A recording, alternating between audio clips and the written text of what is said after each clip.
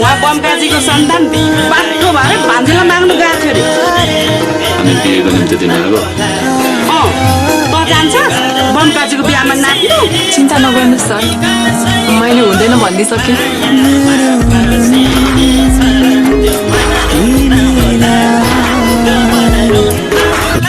ये सिंपैथी, सहानुभूति, दया, इन चीजों को मैं नहीं मानता हूँ। जब इन आंखों में मेरे लिए पहले जैसा ही प्यार होगा तब मुझसे आकर मिलना।